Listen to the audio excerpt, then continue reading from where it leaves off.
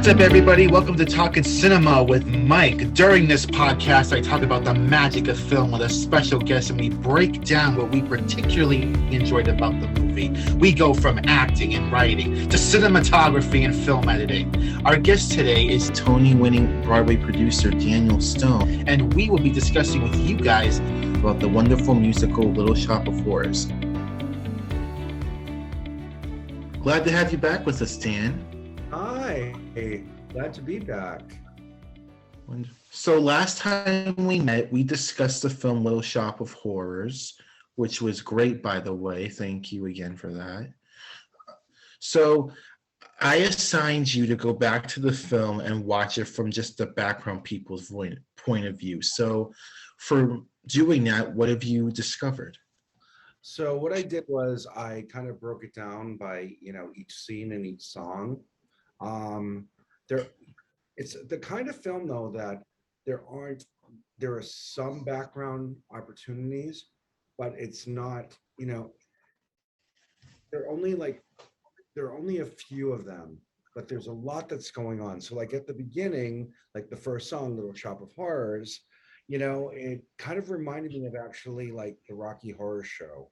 It's raining, there's a black cat, it's really setting the tone for, like the foreboding, and just like the really, really like what's about to happen here.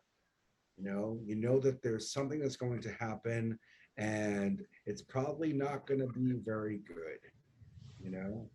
It's dark, it's cloudy. It's downtrodden. Downtrodden. It's just, it's raining, there are puddles, but it's dark. And, you can feel it's, and people are holding on to their coats and people are, with their umbrellas and, it's all very, very much like, okay, there's something that's about to happen here. And then it goes into downtown. And that is fascinating because if you look at the people, they look like zombies. They look like robots. They're just existing. They don't have, there are no smiles on their faces. Exactly. Yeah, I mean, they're miserable people, because of miserable people coming from the subway, walking down the street, and just they're all kind of robotic and zombie-like. And the other interesting thing is they're all kind of like the world of others. Like you have, people who are, it's a very diverse group, many people of color. There's a trans person that's represented in there. That whole scene when they're behind the fence and it's kind of like a representation of being in hell. Seymour is going towards that like fence and you see these people climbing up these, yeah. And you can just tell he's pushing away. So like represented like, this underworld. And what I noticed was the only people that were missing from this scene were like your middle-aged white professionals. And I think that's really, really telling about, what this world represents. It's only for a certain group of people who are just trying to survive. So, they're just, they're living off of basically nothing, if nothing at all. I mean, there are homeless people, there are people who are marginalized. It's really a representation of, the world in which we exist. It's all about class structure and race structure here. So I found that really interesting. And then when it gets to the eclipse and all of a sudden Audrey's in the window and things are becoming successful, you don't see one person of color. You only see like this white middle class. They're the only ones who shop in that store. There's like one scene where you have like these two panhandlers and they're being pushed away by the people who are buying everything in the flower shop. So it's again like everything is better when it's only available for this particular group of people. And the same thing happens with um, somewhere that's green, you know? It's just a sea of white. It's just like, it's that Tupperware party. That's all it is. It's just, it's such a representation of what is going on in society. So, I mean, it's just really, really interesting that, these characters who are living on Skid Row, Audrey and Seymour, and Mr. Mushnick, and they're living, they're trying to achieve this American dream. But the American dream is just a white dream. It's not for everybody. Isn't that fascinating? It is. Now that I think about it, the the African American community in the movie, like they're not really, they're like succeeding. I don't think they were even there when like Seymour was starting to be successful. When Audrey No, too. there's not one person of color once he starts succeeding. Hmm.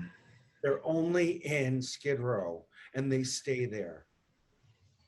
And you see it in everywhere, when he goes to the TV, when he goes to the radio station, when he becomes successful, whatever. The only time it pops in is at the beginning.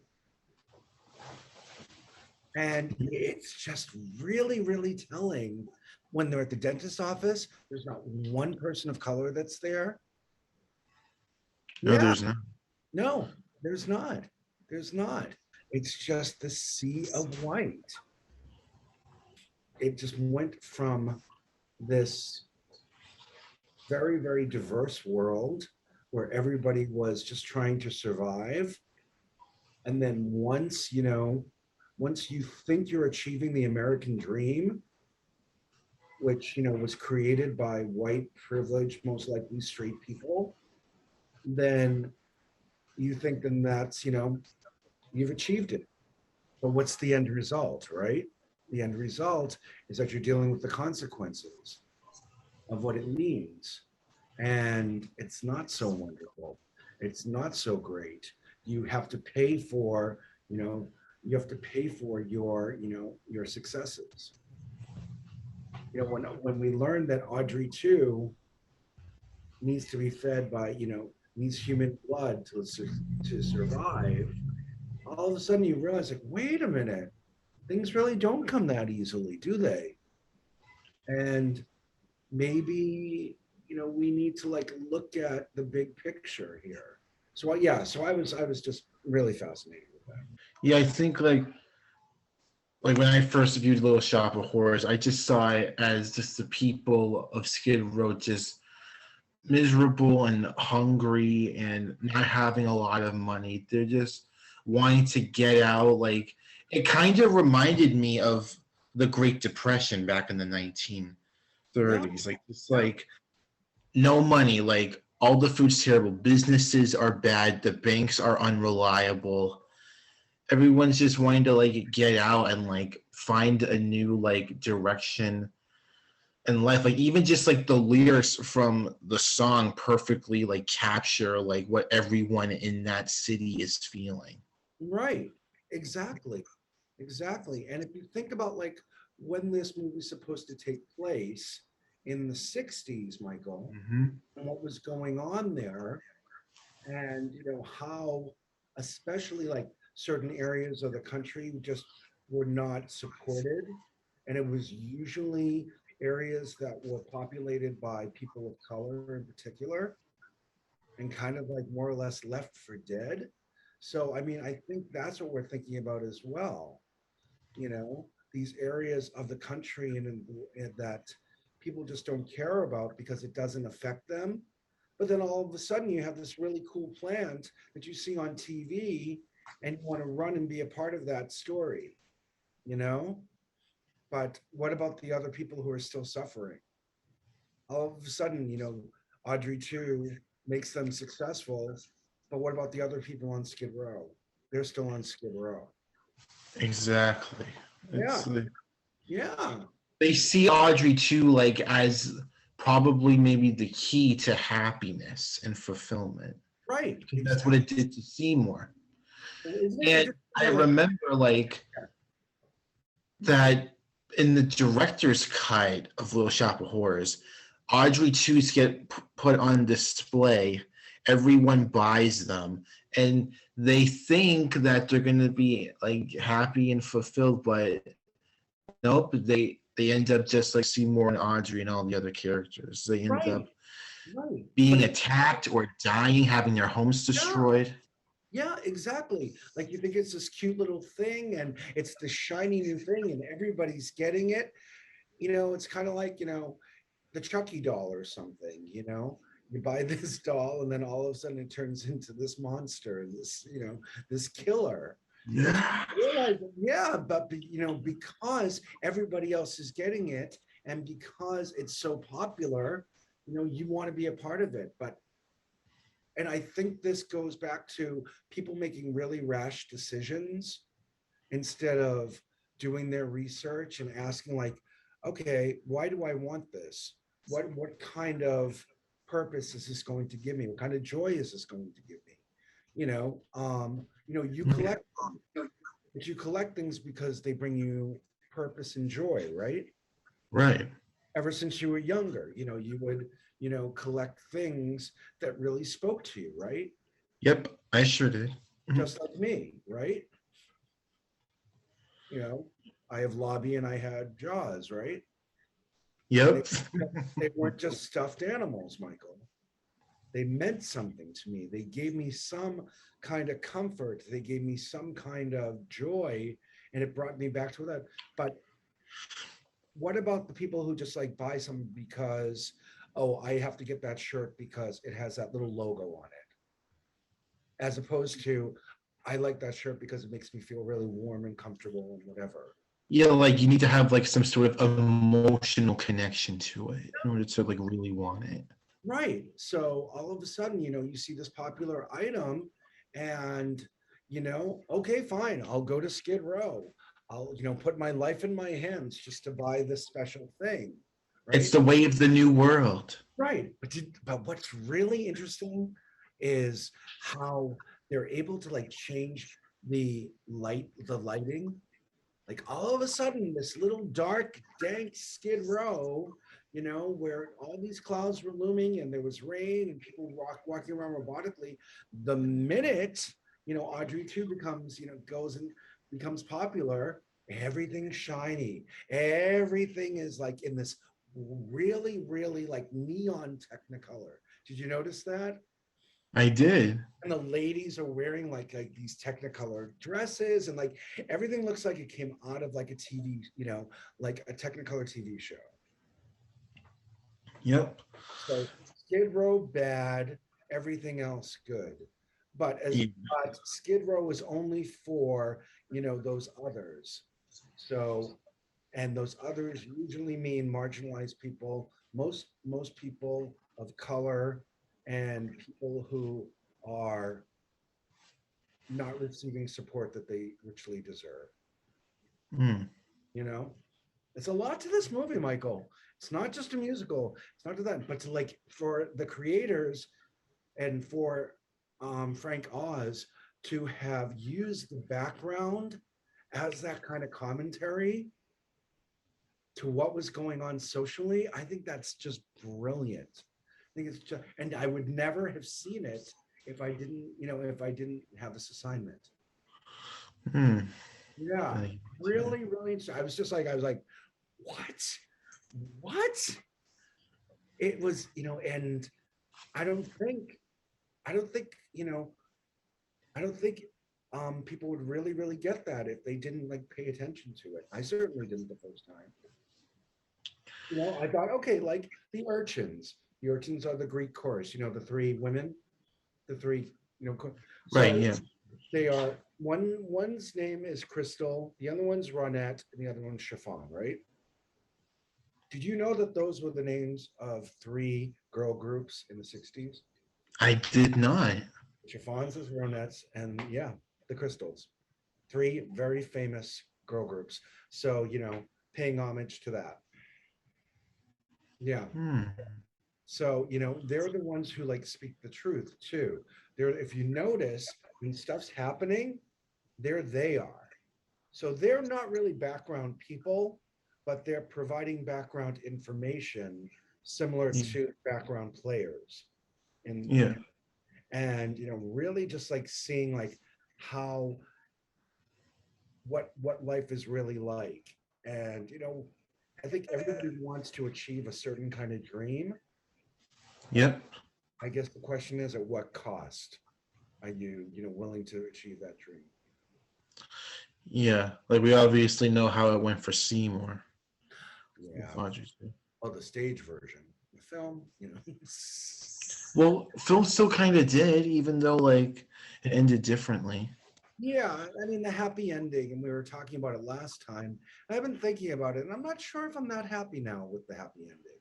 Now Really? watching this, I think they had an opportunity to really like show like a reality, or maybe that was the point as well. Like, is it really a happy ending? Because you have that last moment with Audrey 2 following, or Audrey 3, or whatever you want to call it. The plant is still in their lives. They really can't escape it. Yeah.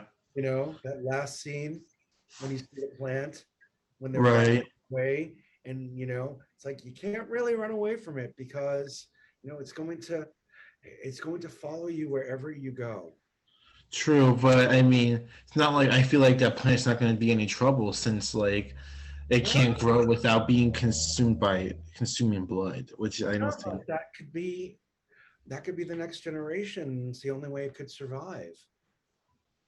I think I think it informs the audience that no, this is not a happy ending. Mm. No, this is Yeah. this is just a new chapter.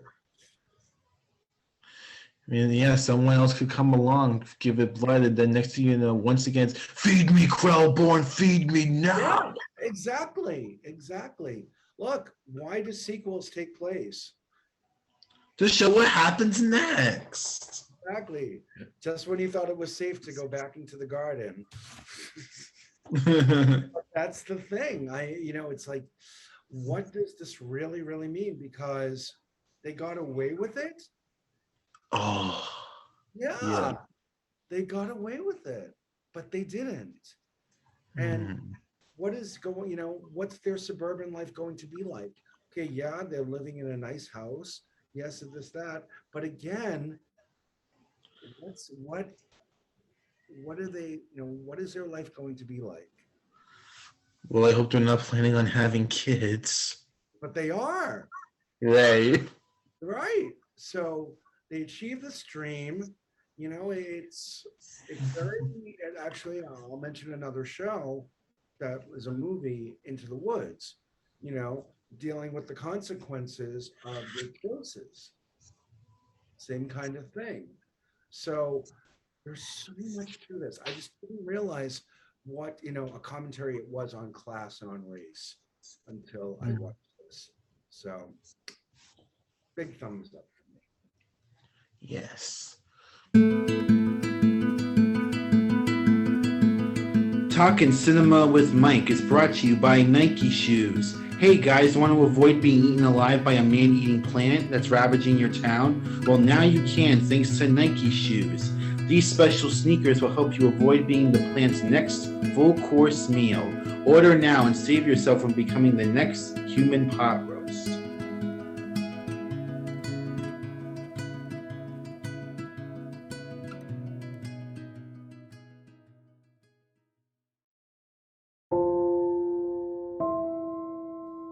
Hey guys, so watching Little Shop of Horrors recently has made me think of acts of destruction going on in the world today. One of those is the ongoing violence happening in the Ukraine.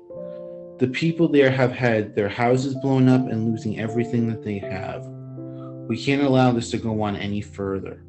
But there is a way that each and every one of you can help put a stop to this. Just log on to donate.amnestyusa.org and give the people of the Ukraine a brighter and better future. Thank you.